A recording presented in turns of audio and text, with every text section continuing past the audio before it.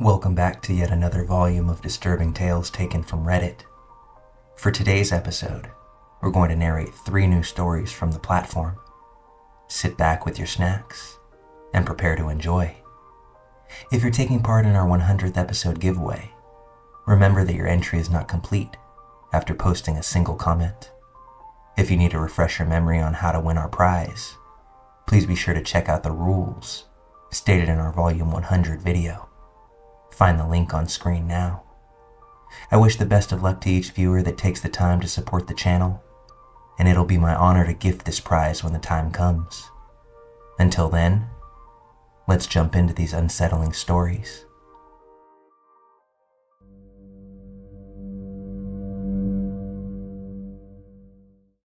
Back when I, a woman, was in college, University of Texas, my roommates, who included another girl and 2 guys, all decided to drive to Boulder, Colorado for spring break. To maximize our time, we decided to take shifts and drive all the way through, rather than stopping for overnight stays along the way. It was roughly set to be an 18-hour trip.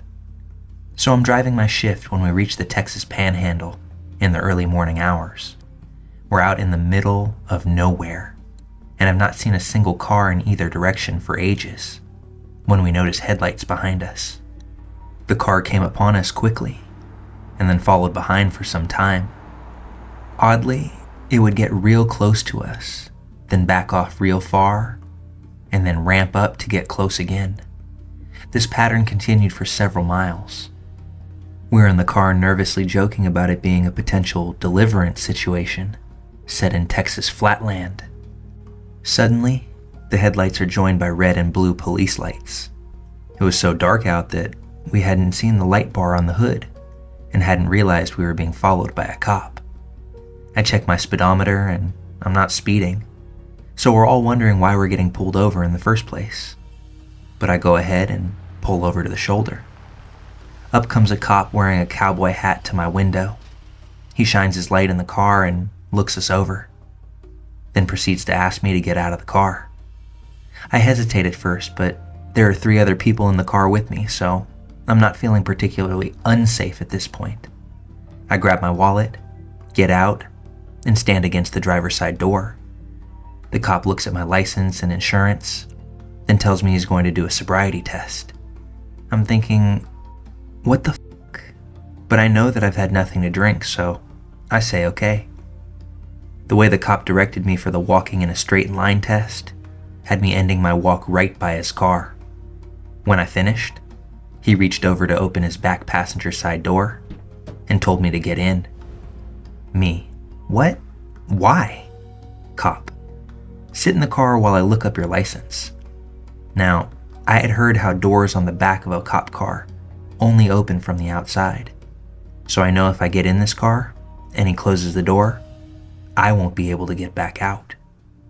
It's like 3 a.m., pitch black darkness on a road dozens of miles from any civilization. I'm not getting in that car. Me, I'm sorry, sir, with all respect, and for my own safety, I don't want to get in the back of your car. The cop, with more than just a tinge of anger spreading across his face, says, "What did you say to me?"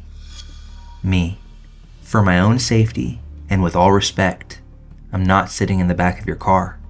You can call for another officer to come out here, but I don't feel safe getting in your car. Cop only proceeds to get angrier. Do you realize I could arrest you right now for not obeying an order from a police officer? Me repeating again, "Sir, I'm not meaning to be disrespectful, but I'm not getting into your car." We go back and forth like this for several minutes. Him threatening to arrest me, my friends, hold us overnight, etc., etc., and me refusing to budge on my insistence to not get into his car. The cop then leers at me and asks, "What, are you afraid of being kidnapped?" Alright, what the fuck? How messed up is that to even ask? I glance towards my car and see my friends piled up at the back window, watching, the 2 guys looking ready to jump out. The cop turns to look at them too. I don't know what went through his mind, but after being completely aggressive with me for what seemed like forever, he finally gave me a creepy smile handed back my license and insurance, tipped his hat, got back into his own car, and drove off. At this point, I was shaking so badly that my friends had to help me back to the car. I don't even remember if he gave me a ticket or not. I was glad that I maintained my composure and had not cried in front of this asshole, but I totally broke down once in the back seat. To this day, I think about this head deciding to terrorize a young college female at 3 a.m. in the middle of rural Texas, and often wonder what would have happened if I had not stood my ground and instead gotten into that damn cop car.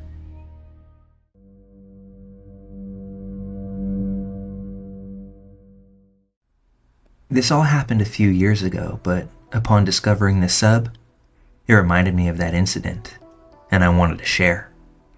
The year 2018, me and 3 other friends, all males in our early 20s, decided to travel to Bali for about a week, since it was cheap and we had time. So why not? Our itinerary included sightseeing, trying local foods, mountain climbing, visiting bars at the beach, basically a typical vacation in Indonesia. It was honestly quite a surreal experience. The country is absolutely beautiful and the food was amazing. The only issue I had about the trip were the locals. Drugs were prominent there, especially mushrooms. The streets were filled with druggies, dying to sell their drugs.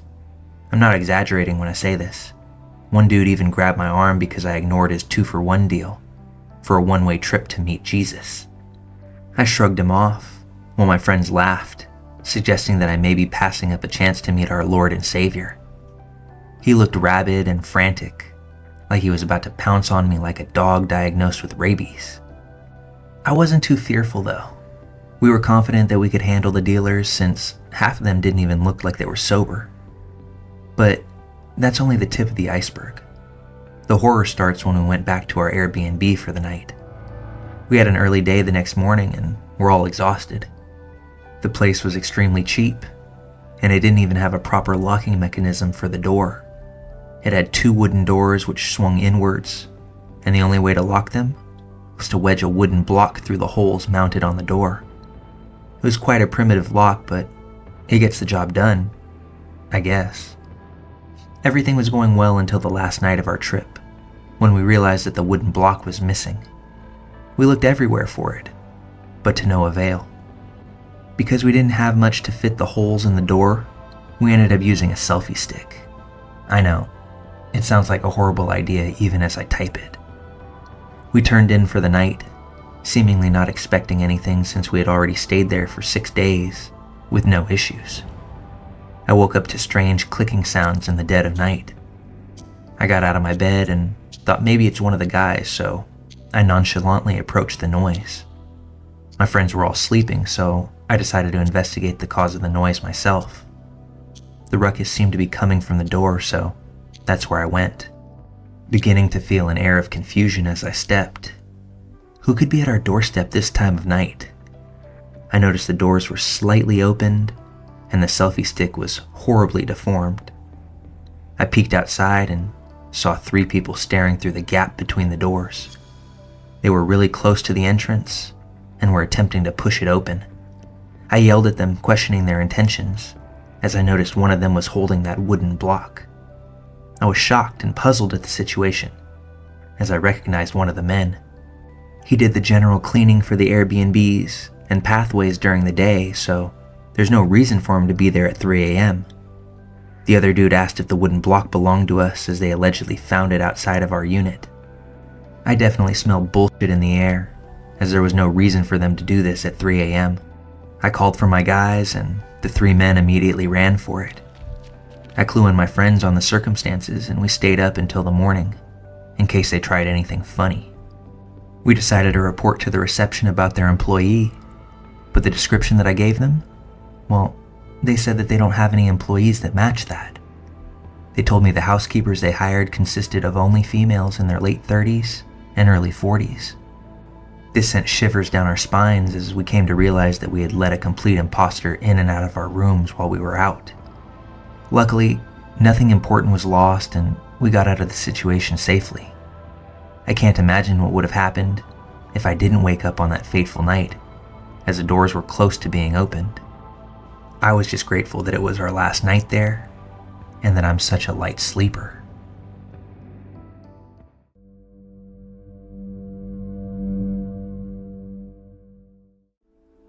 So me, my husband, my daughter, my niece, all went camping this weekend. We've camped at this place 4 times and never had any issues. Last night, we were setting up and about to start making dinner. This was around 8 p.m. when my daughter looks at me, looks behind me, looks back at me once more. I said, "What?" She said, "Look behind you." There's a little kid, couldn't be more than 6 years old, just standing there, watching my daughter and niece play with a soccer ball. I figured he was there camping too and just interested in what they were doing. My daughter invites him to play and he runs back into the woods like he got scared. I didn't think much of it, but after not seeing him for 15 minutes or so, I figured that he went back to his own campsite. But then he comes back, and at this point, it's dark outside. So he asks where his parents were. He responds in a very cold and matter-of-fact way. I don't have any parents. This leaves me a little bit confused. My husband asked if he was camping here, and at this point he screamed at my husband, "My parents are dead, and I'm homeless. I sleep in the woods." I said, "Oh, okay, well, that's not safe at all, buddy. I'm gonna call someone to help you." He said, "Please call them. I don't have a family." So I start to call the non-emergency police line. I gave him some food and a Gatorade and told him to hang out until help got there. Cops arrive in about 10 minutes. They start trying to talk to him. And at this point, he takes off running back into the woods and yells that his brother will be back for us. Cops chased after him. No idea what happened after that, but I didn't sleep a wink last night. It was the creepiest thing I've ever dealt with in my life, and it involved a child as the focal point. There's no houses within 10 miles of here. I'm really worried about him, but also just so creeped out about the brother thing. Update. And unlike most stories, this actually has a resolution. The child was a runaway from his new foster home. His quote, "sleeping in the woods," means they've also been camping. Did confirm that his parents had passed away. No mention of a brother that the police or foster home know of. No idea why he ran from the police in the first place. My guess is that he got scared. This may have been a much creepier situation had it been left as a cliffhanger. But I'm also glad that this kid isn't alone, sleeping in the woods, like some feral child. And I hope that he sticks close to his foster parents and doesn't run off to give another family a panic attack of sorts.